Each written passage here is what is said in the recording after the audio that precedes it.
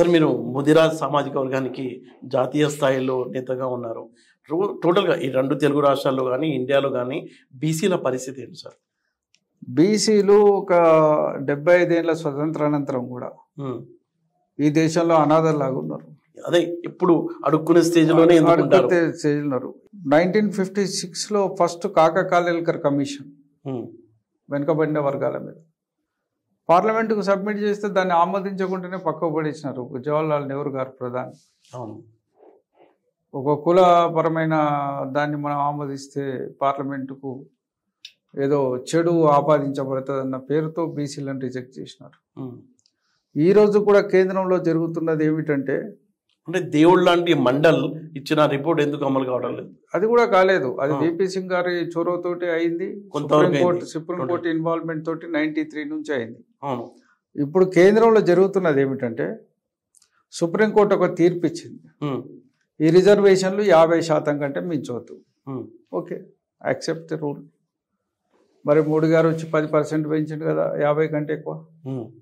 EWS అనే పేరు పెట్టి 10 పెంచిండు, అంటే 60% వచ్చింది కదా. దానికి సుప్రీంకోర్టు అడ్డం చెప్పది. ఒక బీసీల రిజర్వేషన్ వస్తేనే అడ్డం చెప్తుంది, బీసీలకు ఇస్తేనే. ఇప్పుడు ఎస్టీల పేరు మీద 50% కంటే జనాభా ఎక్కువ ఉన్న ప్రాంతాల్లో కాన్స్టిట్యూషనల్ గ్యారెంటీ ఉంది. వాళ్ళు 50% కంటే ఎక్కువ రిజర్వేషన్లు అమలు అవుతున్న రాష్ట్రాలు కూడా ఉన్నాయి ఈ దేశంలో. ఎస్సీలకు కూడా జనాభా ప్రాతిపదిక మీద రిజర్వేషన్లు అవుతున్నాయి.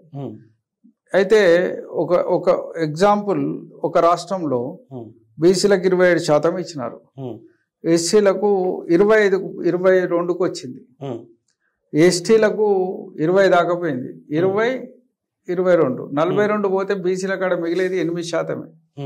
8% కంటే పైకి పోతే కొట్టేస్తాడు దీన్ని. నువ్వు 50% దాడుతున్నావు అని కొట్టేస్తాడు. ఇద్దరికి కుట్రనే, ఖచ్చితంగా బీసీల పట్ల కుట్రనే. ఎందుకంటే కేంద్ర ప్రభుత్వ ఉద్యోగాల్లో కానీ అంటే ఈ కుట్ర అమలు చేసేది బీజేపీ పార్టీ. కాంగ్రెస్ తెలంగాణలో బీజేపీ పార్టీ చెప్పింది బీసీలకి సీఎం చేస్తానని. అది ఉట్టి కథలు. అది వాస్తవంగా సీఎం చేయడం కాదు, చెయ్యి. బీసీలకు ఖచ్చితంగా మా జనాభా ప్రాతిపదిక మీద రిజర్వేషన్ చేయి. ఈ దేశంలో 75 ఏళ్ల తర్వాత కూడా మాకు వనరులు రాలేదని చెప్తున్నాం మేము. మాకు పొందాల్సిన మేము పొందలేదు. కేంద్ర సర్వీస్లో కానీ, ఇవాళ లెజిస్లేచర్లో కానీ, పార్లమెంట్లో కానీ, ఇవాళ జుడిషియర్లో కానీ మా రోల్ ఏంటిది అసలు? బీజేపీని మోస్తున్నారు. దురదృష్టం ఏంటంటే బీసీలలో ఒక సమర్థవంతమైన నాయకత్వం. రెండోది ఏంటంటే మా దాంట్లో ఎక్కువ కులాలు ఉండడం వల్ల ఒక కులానికి భిన్నంగా ఇంకో కులాన్ని రెచ్చగొట్టి పై వాళ్ళు పబ్బం కట్టుకునే పరిస్థితి మీకు స్పష్టంగా కనబడుతుంది. ఒక కులం రేజ్ అయ్యి వాళ్ళ హక్కుల గురించి మాట్లాడితే మిగతా కులాలు కూడా మద్దతు ఇచ్చే పరిస్థితి రావాలి అసలు ఈ దేశంలో. దురదృష్టం ఏంటంటే వీటికి రాదు. ఈ కులం లేస్తే ఇంకో కులం వాళ్ళు దాన్ని వ్యతిరేకించే పరిస్థితి వస్తుంది. ఎందుకంటే మీ హక్కులకు భంగం కలుగుతుంది, వీళ్ళు రేజ్ అయితే అనే ఉద్దేశంతో వాళ్ళని స్నబ్ చేస్తున్నారు. ఖచ్చితంగా కొన్ని ప్రాంతాల్లో మంచి ఉద్యమాలు నడిచినాయి. దాంట్లో కొంత పొలిటికల్గా కూడా గెయిన్ అయినారు. ఇలా యూపీ కావచ్చు, బీహార్ కావచ్చు. అలాంటి ఉద్యమం ఇంకోటి రావాల్సిన అవసరం ఉందా?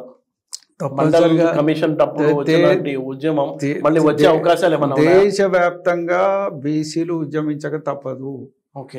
ఇవాళ కాకైనా రేపైనా ఖచ్చితంగా ఉద్యమించాలి. ఒక బీసీలకు వచ్చే వరకు సుప్రీంకోర్టు ఒక తీర్పు ఇస్తే దాంట్లో క్రీమీ లేయర్ అనే పదం పెడుతుంది. అవును, ఏడుందండి క్రీమీ లేయర్? రాజ్యాంగంలో ఎక్కడన్నా రాసి ఉన్నదా? లేదా ఎవడన్నా పెట్టిండా? అచ్చా, పెట్టిన ఒక క్రీమీ లేయర్ అన్నిటికీ పెట్టు. రిజర్వేషన్ లాగా అన్నిటికీ క్రీమీ లేయర్ పెట్టరాదు. మరి పెడతావా? అది రాదు, అది జరగదు. ఒక బీసీలకు వచ్చే వరకు క్రీమీ లేయర్ ఉంటుంది. ఇవాళ రాష్ట్రాలలో రిజర్వేషన్లు మనం జ్యుడిషియరీలు ఇస్తున్నాం కాబట్టి కొంత స్థాయి కన్నా బీసీలో, ఎస్సీలో, ఎస్టీలో వెళ్తున్నారు. అవును, కానీ సుప్రీంకోర్టు పరిస్థితి ఏంటి? నీ హైకోర్టులో రిజర్వేషన్ లేవు, నీ సుప్రీంకోర్టులో 75 ఏళ్ల స్వతంత్రంలో జ్యుడిషియరీలో రిజర్వేషన్ లేవు.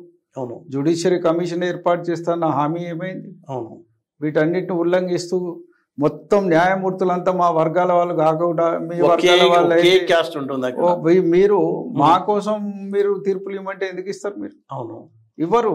మీ వర్గ స్వభావం, మీ కుల స్వభావం అనే చూపెడుతున్నారు. మీ తీర్పులలో ప్రతిబింబిస్తుంది తప్ప ఇంకోటి ఏం కాదు. మా కష్టాలు, మా నష్టాల నుంచి వచ్చినోడు తప్ప మమ్మల్ని అర్థం చేసుకునే ఒక పెద్ద మనసు ఉండాలి మీకు.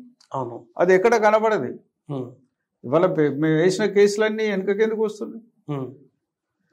మేము స్పష్టంగా చెప్తున్నాం, కేంద్ర ప్రభుత్వమే 60% చేసి 50% రిజర్వేషన్ని ఉల్లంఘించింది. కాబట్టి దయచేసి ఇప్పటికైనా మాకు జనాభా ప్రాతిపదిక మీద మీరు రిజర్వేషన్లు ఇవ్వండి అని మొట్టమొదటిసారి కాంగ్రెస్ పార్టీ నేషనల్ ఎజెండాలో పంచన్యాయలో కులగణన చేస్తామని పెట్టినారు. అవును, ఈ రాష్ట్రంలో కూడా ఒక అసెంబ్లీ తీర్మానం చేసిండ్రు. సరే అది చేసి కూడా ఇప్పుడు 4 నెలలకు వచ్చింది. సరే ఎన్నికల కోడ్ వచ్చిందని చెప్పి ఆపేండ్లు. ఇప్పుడు ఏం చేస్తారో చూద్దాం. మొన్ననే పాట్నా హైకోర్టు మహారాష్ట్రలో మన బీహార్లో చేస్తే దాన్ని హైకోర్టు కొట్టేసింది. ఇప్పుడు దాన్ని సుప్రీంకోర్టుకు పోతున్నారు. కులగణన చేసి మీరు రిజర్వేషన్లు ఇవ్వని సుప్రీంకోర్టు తీర్పిస్తుంది, హైకోర్టు కొట్టేస్తుంది. అంతే కదా ఇది. మళ్ళీ దీని మీద మనం సుప్రీంకోర్టుకు పోవాలి. ఇప్పటికే ఈ దేశంలో అనేక ప్రాంతాల్లో రిజర్వేషన్ల మీద భిన్న భిన్న పద్ధతులతో చేస్తున్నారు. కానీ ఎవరు చేసినా అది బీసీల వర్గాల పట్ల వ్యతిరేకతతోటి చేస్తున్నారు. ఈ దేశంలో అసలు నేను ఒక మాట అంట, ఇవాళ వృక్ష గణన అని చదివినాను. చెట్లకు మొక్కలకు కూడా గణన ఉన్నది. అవును, ఈ దేశంలో జంతు జాలానికి కూడా గణన ఉన్నది. ఎన్ని రకాల జంతువులు ఉన్నాయి, ఏ రకం ఉంది, ఏముంది, ఏమున్నది.